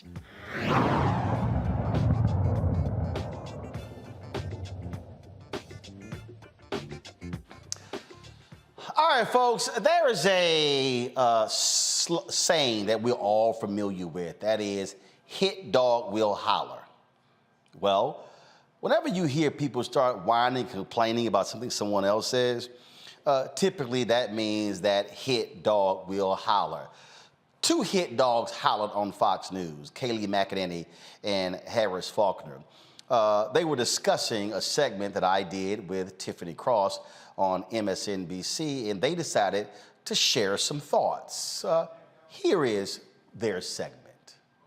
To that point, it is dangerous when you take half of a country, Harris, and say, I'm putting you in this box of, as our president said, a threat to democracy, clear and present danger, the language he has used. And then what has been interesting is it's not just him. Some lapdogs have followed the president's orders and using the same language. Let's take a listen. Obviously, Republicans, I think, are the biggest threat to democracy. We don't separate right-wing extremists and Republican Party anymore. And these days, it feels like we are not just at the brink of a civil war, but that one has already begun. This is an outright attack on women in this country. That is how I see it. That is how more and more women and those who support our right to make decisions about our own bodies, that is how we see it. You know, this is a literally call to arms. We are at war with these people. These folks are evil. They have allowed evil into their house with Donald Trump. He has now dominated the party. This evil is spreading. And when you are in a war footing, you have to respond accordingly. You know, that kind of talk is so irresponsible. There are things that are going on. We've had a justice on the Supreme Court with an assassination attempt in this country. We've had things that could tip us off into a situation that we don't want on September 3rd. Tiffany Cross, an anchor at that network, and then one of her guests, I guess, Roland Martin, I don't even know what he does there, talking about how we're on the brink of something. Let's talk about what we can do to take down the level of hate in the conversation. And comparing things to Hitler and to slavery, why can't things live in history where they were? They were terrible enough. Yep. Do they need to be brought back and be diminished so that we can raise something above it? Hillary Clinton saying, well, this person or this situation is like Hitler. What is she talking about that's like Hitler in this country right now? Is she so ignorant that she doesn't know how many people died? Yeah. There's nothing going on in this country right now like Hitler. All right. I'm going to deal with Kaylee first. First, Kaylee says that Biden's lapdogs followed his lead. Let me help you out, Kaylee. I've never worked for President Joe Biden. I've never worked for President Barack Obama. In fact, I ain't never worked for a politician. You, on the other hand, literally was a lapdog for Donald Trump. You literally lied to the American people on a regular basis. You right now are a fake journalist sitting in a host chair on Fox News when you have absolutely no training for the job whatsoever. In fact, your entire network is a lapdog for Donald Trump. The suck-up that takes place by Sean Hannity, Laura Ingraham, and on, and Tucker Carlson, on and on and on, Peter Hegseth, it's unbelievable. There's a reason your network is getting sued by Dominion because of the lies that y'all pushed when it came to the voting election being rigged. There is no greater evidence of a network being lapdogs for Donald Trump. And you know why you're lapdogs for Donald Trump? Because your ratings went down after the election when you properly called Arizona for Joe Biden. And what did your network do? Your network fired the guy who made the call. There is no greater example, Kaylee, of lapdogs than you and Fox News. In fact, Fox News, your employer, is such a lapdog for Donald Trump, y'all actually employed the man's daughter-in-law. How much more of a lapdog can you be when you are employing the daughter-in-law of Donald Trump? Now, let me deal with you, Harris. First of all, you called it irresponsible. Then, Harris, you tried to act like you didn't know who the hell I was and what I do. Harris, I got your phone number right here. And you got my phone number.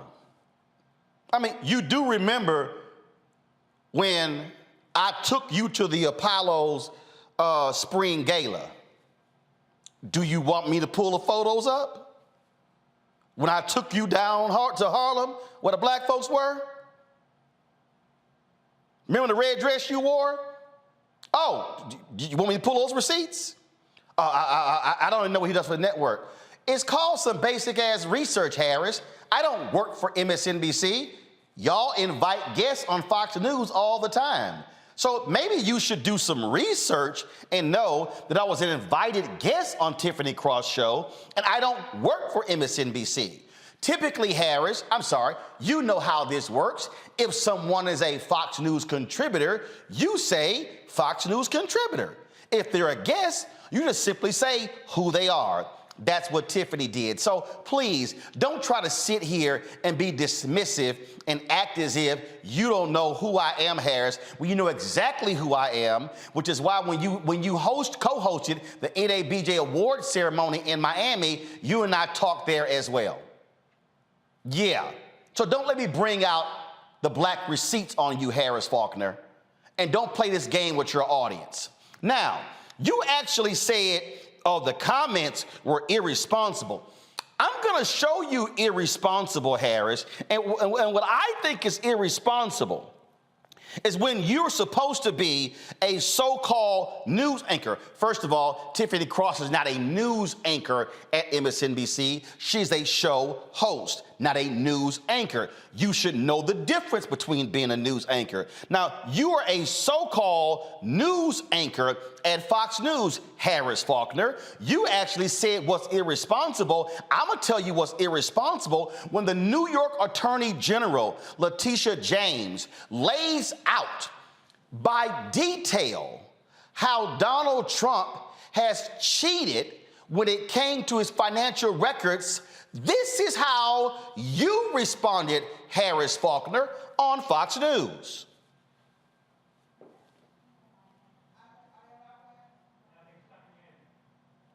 All right, try it now. Okay, hold on. I'm going to reset it. Let me reset it. Here we go. Check this out, y'all. New York State Attorney General has just announced a rather lengthy and detailed layout of the lawsuit that she is putting against Donald Trump, former president. Some of this is really inside baseball unless it's your tax dollars in New York. And some people may even accuse it of being political because we're 48 days away from the midterm elections. And both presidents, the current and the past, are certainly being looked at to help candidates out. So we'll see how this plays out. We're certainly going to cover it, and we'll bring you highlights as they happen. But the big headline in all of this is the lawsuit by the state of New York today, just announced by Letitia James. I'm sorry, Harris, can you please explain to me how in the hell that was inside baseball? I mean, you literally just said inside baseball. How was it inside baseball? And then you say, well, you know, man, it was your tax dollars. I mean, so you're in New York, it really doesn't affect you. That was actually a news story.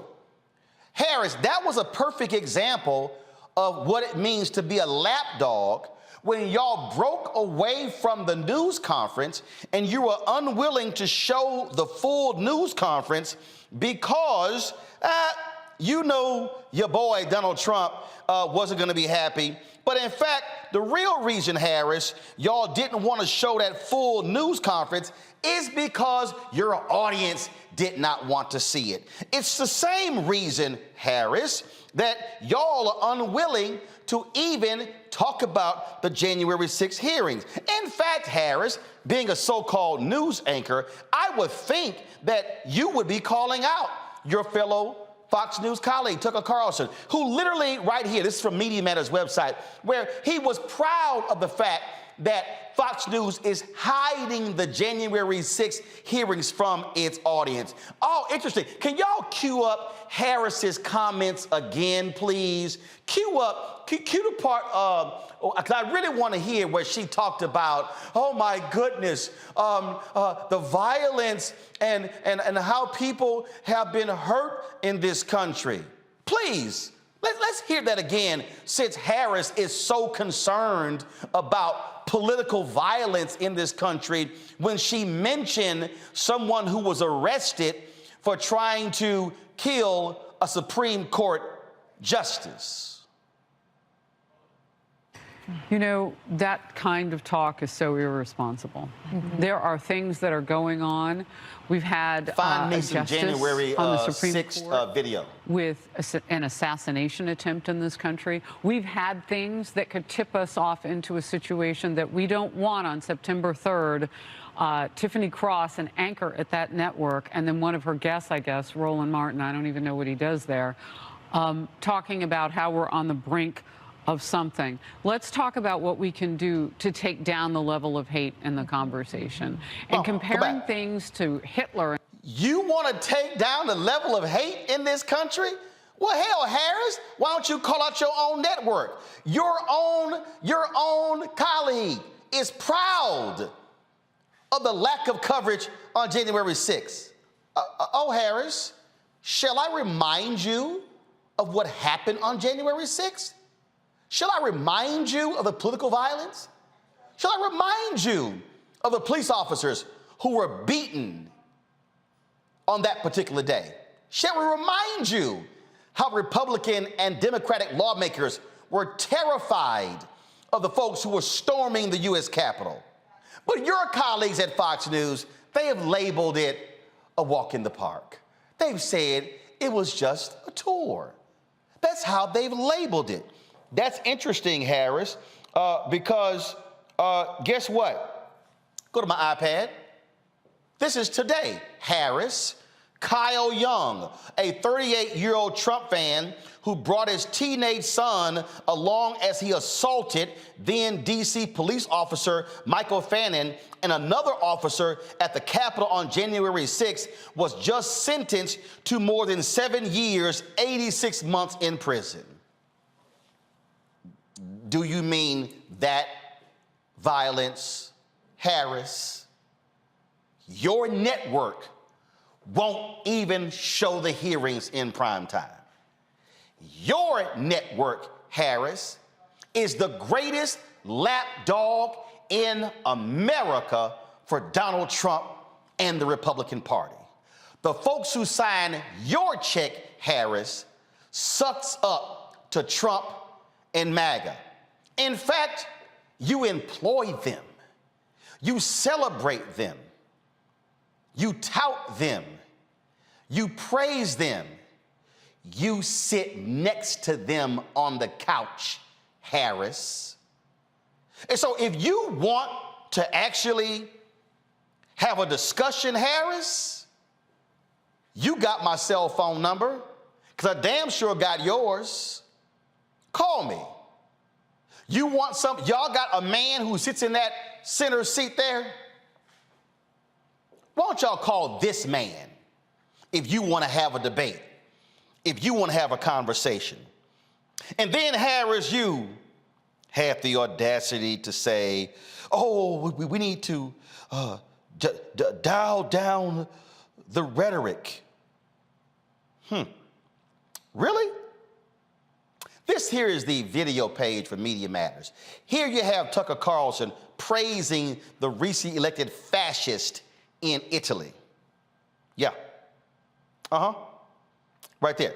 You've got other Fox News hosts on here who do all they can. You're gonna love this one since you're concerned about violence, Harris. Here you got Fox anchor Shannon Bream says it's just not good optics for DOJ to arrest suspect who allegedly assaulted an elderly man outside an abortion clinic. Wow. Harris Faulkner is concerned about the violence in America, but one of the so-called news anchors at Fox News says it's not good optics to arrest somebody who assaulted someone. Last I checked, I thought y'all were the Law and Order Network. I thought y'all actually cared about those things. You know, it's interesting when I hear Harris say, oh, how we need to dial down the rhetoric and things along those lines. That's real interesting when on your network, Harris, on your network, this is what your dear leader said. On Fox News, Donald Trump says immigrants are poisoning our country. Is that the rhetoric that you want to dial down, Harris? Ain't that something? Jesse Waters calls the homeless an invasive species. Dana Perino says we should involuntarily commit the homeless. Is that the type of language you want to dial down? Oh, here we got one. Jesse Waters calls union president a vicious woman. I don't recall you saying a damn thing about any of them. In fact, Harris Faulkner, you got Will Cain, who I used to destroy on CNN with his ridiculous ass arguments. This is what he said about Congresswoman Ilhan Omar. She is a real parasite on our political system. Please, Harris, can you show me the transcript where you have criticized them for the language? Oh, it probably doesn't exist, Harris. In fact, since Kaylee, since your grossly unqualified self wants to talk about lapdogs, I told y'all you got to be a lapdog when your network employs Donald Trump's daughter-in-law. This is Donald Trump's daughter-in-law on Fox News, paid by Fox News, talking about AG Letitia James, who is going after her husband. Fox contributor Laura Trump, bloodthirsty New York AG Letitia James caused children to die by shutting down the illegally self-dealing Trump Foundation. Y'all, the Trump Foundation was self-dealing, and she actually trying to pump it up And then she said, oh, it caused children to die. No, the only thing that died was Donald Trump not being able to use foundation money to pay for portraits of himself. See, folks, what I need y'all to understand is there is no greater lapdog for the entire Republican Party, for the conservative movement, and for Donald Trump than Fox News. And Harris Faulkner, you are a gross disappointment for the comments that you made. First of all, you couldn't even do basic journalism and fact check what my role is, because one doesn't exist at MSNBC. So that's one. Two, you are sitting next to somebody. You really should be mad. You really should be mad to say, how am I sitting next to a grossly unqualified person who prior to becoming press secretary was nothing more than an airhead, talking head at CNN, and the only reason she was hired at CNN because she was sitting here touting Donald Trump? You really should say, as a journalist, a so-called journalist with credentials, it's embarrassing that I have to sit next to Kayleigh McEnany every single day as a co-host on Outnumbered. Harris and Kayleigh, the next time y'all want to talk about someone being a lapdog and someone being irresponsible, I suggest you go to your nearest mirror. I'm done.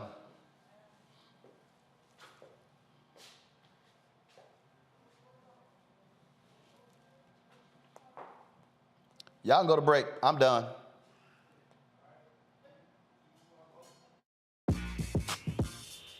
When we invest in ourselves, our glow, our vision, our vibe, we all shine. Together. Hi, I'm Dr. Jackie Hood Martin, and I have a question for you. Ever feel as if your life is teetering and the weight and pressure of the world is consistently on your shoulders? Well, let me tell you, living a balanced life isn't easy. Join me each Tuesday on Black Star Network for A Balanced Life with Dr. Jackie.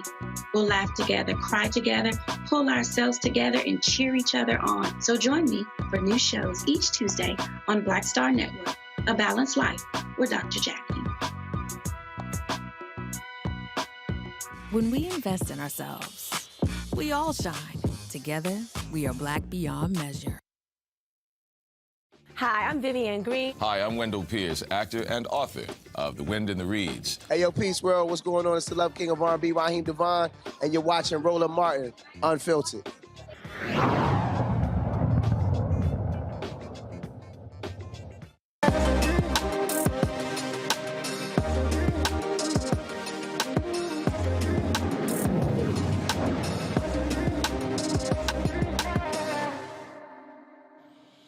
All right, folks, we often feature Black-owned businesses, as we do every Tuesday in our Marketplace segment. And did you realize that African Americans also are into cookware? That's right. My next guest is a Black-owned cookware company putting their love into pots and pans. Joining me now from Canada is Leah Boateng, owner of Mercy Cookware and Company. Did I pronounce the last name right?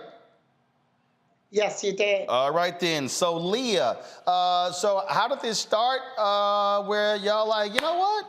We need to have our own cookware. Were you not satisfied with some pots and pans you had? Thank you so much for having me on this show, Mr. Martin.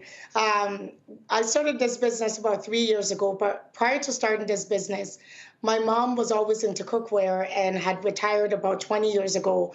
And so this was something that we always did and kept in the family. So it only made sense that I bring it back. Oh, wow. And so, So in terms of building it, again, I mean, it's just not natural for someone to go, hey, we want our own line of cookware. So what started it? Was it again unhappiness with different different wares? So what caused her to say, you know what, we're going to do our own thing? In Canada, we don't have a lot of variety when it comes to cookware. And when you would find cookware, it wasn't big enough or heavy enough to be able to cook the food that we're into. And so it made sense for me to like bring it back, because when my mom did this business, we were able to manufacture bigger sizes, heavier bottoms for cooking heavy duty meals, right? So that's most of the reason why we were not happy with what was on the market, was hard to find something that was good enough or the quality like matched up to what we wanted.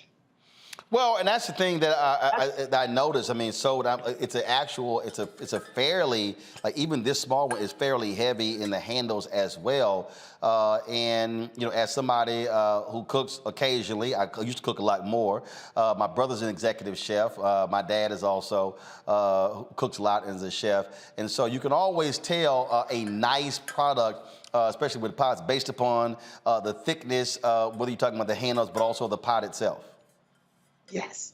Yes, and you know, we made sure that they're efficient so that when you're using them, you don't have to worry about the handles also heating up. They're very efficient and durable. So all you need is a little bit of heat when you're cooking with it. We wanted to make sure that we put something on the market that, you know, our people can also use and they can be proud of and have it forever.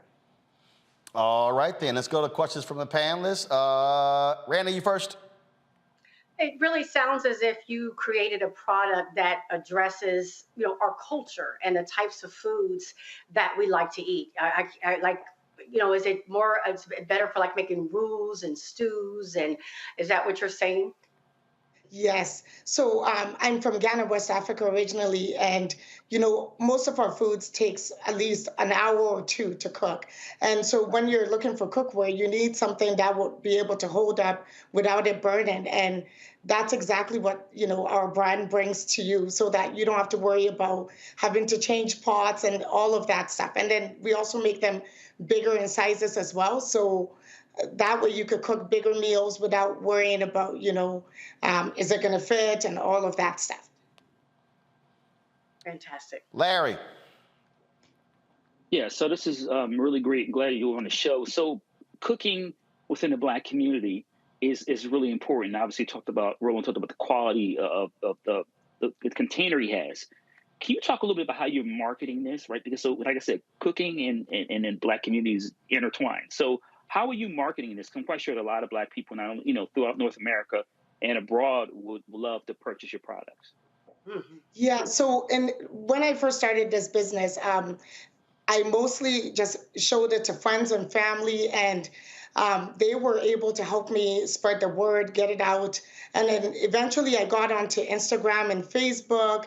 I have a website as well. And on Instagram, I've been so lucky because I've gotten other, you know, Black organizations to also post my products, which has really given me a lot of visibility. I do my best. I put it out there every chance that I get. And even being able to get on this show is going to do a lot of wonders for my small business. Mustafa.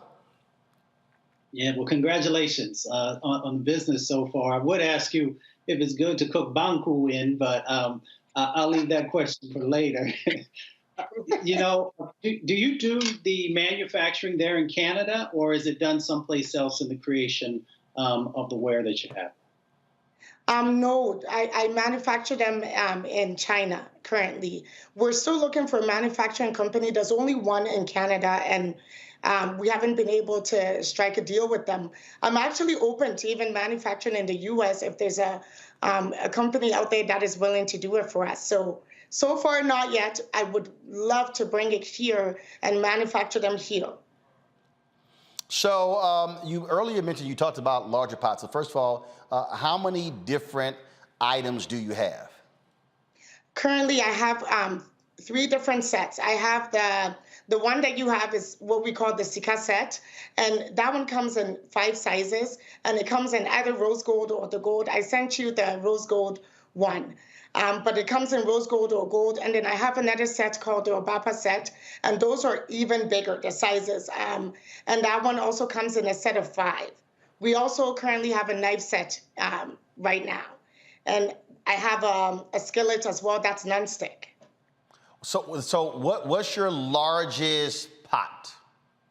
How many My quarts? largest, okay, my largest one is 32 centimeters. And, you know, when it comes to liters, that could fit about 17 liters of water or liquid, right? And so, like, if you were cooking with that pot, and you made, let's say, rice or any kind of dish in there, you could feed at least 50 people. No, so you don't see, guys realize, see, my grandparents from Louisiana, so we do gumbo. And we don't do the, like, I can't even imagine making gumbo in this little bitty pot right here. This little bitty ass pot won't do it for us. So when we do gumbo, we make large pots of gumbo. So I've got at home right now a 20-quart pot. I've got two 40-quart pots of gumbo. And my brother has a 60-quart pot. We got to do that one outside, though. Can't use that one on the inside. So that's why I'm asking when it comes to making gumbo, that's how we look at it. We don't even think about those mid-sized pots. We like, yo, what's the largest one you got? No, and these ones are pretty, they're pretty large. Usually, like if you have pots, you have about a family of 10, you would feed them easily and have some left over. So it's pretty big. Nah, it's see, Doc, you don't know my family. You just actually said got some leftovers. Baby, ain't gonna be no leftovers. First of all, 10 people, that ain't even a small get together for my family. I come from a very large family. We were born and raised Catholic. They believed in procreation. So I'm one of 42 grandchildren, something like 80, 90 great, about 130, 40 great. So we need the largest pots to make all that rice for the gumbo. So this is awesome. Now, can folks, where can they go? If someone wants to order them online, where can they go? You can find them on my website at mercycookware.com. It's MERSI cookware.com. All right, folks, if y'all go to mercycookware.com, use the promo code Roland10. Roland10, what is that, 10% off? Yes, please. All right, so y'all use the promo code Roland10. And again, y'all, I'm telling y'all, I do cook occasionally, and this is, and I've held a lot of pots. I cannot stand thin pots. So tell me this here, with these handles here, this also drives me crazy. I hate pots when the pot is hot. The handles are also hot, which is the stupidest thing in the world to me, because you would think you don't want the damn handles. Randy's shaking the head. You don't want the damn handles to be hot. So the material here, is that different? So when the pot's hot, the handles are not hot? Yes, the handles do not get hot, just the pot. And even at the very top, it's not going to be hot. It's only at the bottom where it's cooking that is going to be hot. Really? Wow, because some other ones, when that heat goes through, it's literally the bottom, the whole, all around here, and you're afraid to even touch it. No, not these ones. So in terms of when it came to the construction of it and the pots being created, who was the brainchild behind that? My mom has given me lots of tips and ideas, running this business. But again, like I said, I grew up around it. And so it takes me forever to even come up with a set. To develop, like from development until I actually have the product, takes me at least a year and a half. Wow. I try it myself before I put it out there on the market. Wow, so you take it through all of the rigors, and then once it meets your approval, then you're like, okay, now we can manufacture it. Yes. All right, that's pretty cool there. And also, very wise, y'all can see here, she's got the Mercy branding everywhere. So you see on the handles, as well as on the lid here, and then on the bottom. So you're not gonna let anybody mistake this your pot? No. No chance. All right, y'all, go to Mercy Cookware, MERSICOOKWARE.com. Use the promo code Roland10 and get that. Look, we certainly appreciate you joining us. Good luck, and hopefully we can sell a lot. And again, it's a really well-constructed pot. So glad to have you on the show. Thank you so much for this wonderful opportunity. All right, thanks a bunch. All right, folks, we went a little long on some of the other stories, and so I did not get to the second part of the 40th anniversary of the equal justice, environmental justice movement. I'm gonna run that tomorrow, but Mustafa is here. I interviewed him when we were in North Carolina on Saturday, so I'm gonna let him just share his thoughts again on the event that took place on Saturday, the announcement from the EPA, but also the recognition that those brothers and sisters are finally getting for creating the environmental justice movement that we know today, which began in Warren County, North Carolina in 1982. Yeah, it was a transformational moment. And Roland, thank you for being there and actually, recording those amazing leaders who are still with us. You had young children, you had elders who are literally laying down in the roads in Warren County, North Carolina 40 years ago to stop cancer-causing chemicals from coming into their community. There were 7 other locations across the state of North Carolina that was better suited for those PCBs, which are cancer-causing chemicals, to be placed, but they decided to place them in a lower wealth Black community. And because of their just amazing dedication to not only stopping what was coming in that moment, but also thinking about future generations, the environmental justice movement was launched. And of course, now environmental justice is not only a top priority for the president, but it is also now across the world, literally, where folks of color and lower wealth communities are standing up and saying, no, you will not place these types of things in my community. No, you will not poison my community. No, you will not disinvest in my community. And even when we see the climate movement now, a lot of that is built on the blood, sweat, and tears of the early leaders in the environmental justice movement. So thanks to Dolly Burrell and a number of other folks who stood up against injustice and stood up for protecting lives. All right, then. Before we go, so first of all, YouTube, why y'all tripping? We should be at 1,000 likes, so we got 98. Y'all hit the doggone like button right now. So first of all, Larry, let's see, who are Gumbo fans here? Larry, Gumbo fan? Randy, Gumbo fan? Huge. All right, Mustafa? I'm a vegetarian, so long as it's gumbo vegetarian, which is very rare. Dog, don't sit your ass down. You can't be a part of this conversation. We ain't having this So I gotta go ahead and smack Natron Means. This fool gonna sit here, y'all, and post on the YouTube channel. He goes, "It's too much meat in gumbo." First of all, Natron, I don't know what if your ass wants some soup. Go have some damn soup. Just have some tomato soup. Go have some chicken noodle soup. But here's the deal, okay? When it comes to gumbo, now I'm gonna see how to like their gumbo. For me, all right, I prefer andouille sausage, chicken, shrimp. I like to keep it simple. Some folk like okra. God bless her soul, Leah Chase, when she got on me when I told her, I said okra was too slimy. She's like, don't you say that. And so some folk like crabs. I don't like all them damn crabs. I ain't trying to break nothing apart. That ain't my deal. And so Larry, what meat do you prefer in your gumbo? I like the sausage. You said to crab, and that works for me. Makes less flavor to it. Okay, that's just too much. All right, Randy, you? You have to have crab. No, you don't. No, you don't. Yeah, you have to have. No, you don't. I mean, it was funny you said about the meat. This woman said the other day, they said Black folks even put meat in our vegetable soup, and we call it vegetable soup. You damn right we do. And Mustafa, we ain't talking to you, so you can't. So Mustafa, we have a gumbo. You just gonna have some tomato soup, because we ain't about to sit here and about to spend no damn time on no little vegetarian gumbo pot. That ain't even. If you want a vegetarian gumbo pot, you could just eat the root, because normally we'll use the Holy Trinity, green onions, onions, celery. That's what you can go ahead and do, but. See, I think Natron's problem is he probably cheap. See, you can always tell cheap-ass people based upon how they make gumbo.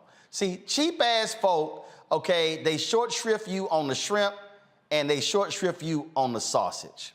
You know, that's the one thing I cannot stand when it comes to cheap folk in gumbo. So, Natron, you go and get you a second job, do something, and stop having that cheap ass gumbo talking about one meat in there. No, that ain't. Again, when I make that 20-quart pot, look, it's gonna be at least 10, 15 pounds of shrimp. Cause here's one thing, you ain't gonna never eat my gumbo and say, oh, I only got one piece of sausage or one shrimp in my bowl. That ain't gonna happen. So Natron, get the hell off my timeline talking about one meat is enough for gumbo, because you clearly done lost your mind and showing you broke. All right, that's it. Larry, Randy, Mustafa, I appreciate it. Thank you so very much, folks. Thank you for joining us. Y'all hurry up, get to 1,000 likes. Y'all taking too damn long, okay? Y'all making me have to say that. I shouldn't have to be saying that every single doggone day. You should, the moment you log on YouTube, you should hit the doggone like button. It's log on, click. You should hit the like button before you start running your mouth posting something, okay? So hurry up, get to 1,000 before I sign off. All right, folks, if you want to support us in what we do, please download the Black Star Network app, Apple phone, Android phone, Apple TV, Android TV, Roku, Amazon Fire TV, Xbox One, Samsung Smart TV, and of course, we want you to join our Bring the Funk fan club. Your dollars make it possible for us to do what we do, for us to be able to cover the stories that matter to you. And so, look, it's important for you to support us. Our goal is very simple. You know, we've got to raise y'all $100,000 each month for our expenses and what we do. And so we want y'all to support us in doing that. And so please, that requires 2,000 people giving on average $50 this month. And that is, we only got, a few days left in this month. And so please, send check and money orders to P.O. Box 57196, 57196, Washington, D.C., 20037-0196. Cash App is $RM Unfiltered. PayPal is R Martin Unfiltered. Venmo is RM Unfiltered. Zelle, Roland at RolandSMartin.com. Roland at RolandMartinUnfiltered.com. And so that's Bring the Funk Fan Club. Every Friday we run the names of the folks who've given. And so you want to be sure to add your name to the list. Henry, go ahead and get a shot of this. So y'all seen me have this the last couple of days. My man, Donnell Rawlings, the comedian, y'all, sent me his candle. So, you know, Donnell, Ashy Larry. So he's got his own line of candles. I sent him a photo from yesterday. And so here you see black ash. That's right. Hand-poured scented candles made in small batches in the USA, soy wax. And so I told Janelle, go ahead and send it to me. Let me turn it that way. There we go. I told him send it to me, and so we'll feature his candles on the show, and they actually smell good. So I know Janelle don't smell good, but the candles smell good. So thank you. So Janelle, I mean, maybe you ought to bathe in what y'all made the candles with. All right, that's it for us. I'll see y'all tomorrow. Y'all take care. Holla!